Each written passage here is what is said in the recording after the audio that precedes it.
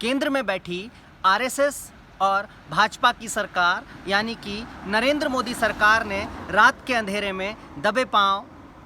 अध्यादेश के माध्यम से जो 3 कृषि कानून बनाए हैं, उन कृषि कानूनों का उद्देश्य भारत के किसानों को अकेला कर देना है, उनकी आज़ादी को छीन लेना है और फिर उनके व्यापार और वाणिज्य पर अपने पूंजीपति दोस्तों को बिठा देने की साजिश है। ये कानून जो है उसमें पहला कानून है कृषि उपज व्यापार सरलीकरण अधिनियम 2020। इसके माध्यम से निजी मंडियों को खोलने की आज़ादी दी गई है। जी हाँ साथियों, भारत में हमारे अनुभव कहते हैं कि जानबूझकर सरकारी कंपनी और सरकारी संस्थाओं को पहले कमज़ोर किया जाता है और फिर निजी हाथों में उन्हीं कंपनियों को वो सरकारी संपत्तियां औने पौने दामों पर बेच दी जाती है। लेकिन इस एक्ट का केवल इतना उद्देश्य नहीं है, बल्कि जब मंडियां ख़त्म हो जाएगी तो हमारी राजनीतिक एकता जो किसान के रूप में है वो समाप्त हो जाएगी और मंडियां ख़त्म हो गई तो हमारा अभिमान ख़त्म हो जाएगा। दूसरा कानून जो है वो कृषि उपज व्यापार में कृषक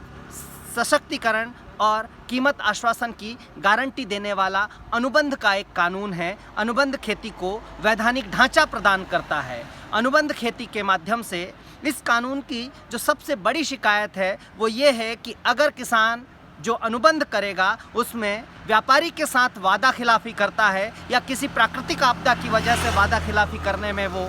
मजबूर हो जाता है, तो ऐसे समय में उस पर आपराधिक मुकदमा दर्ज हो जाएगा, जबकि व्यापारियों को इसी आपराधिक मुकदमे से छूट दी जा रही है। फिर ये कानून कैसे किसान हितैषी है ये समझ से परे है। तीसरा कानून है जिसे हम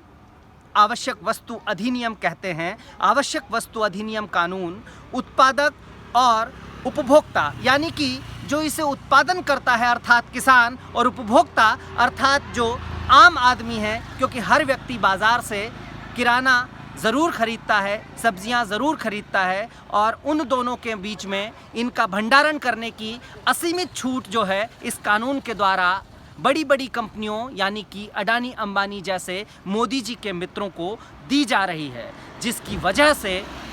आम आदमी भविष्य में महंगी चीज़ों का सामना करेगा और पूरे देश का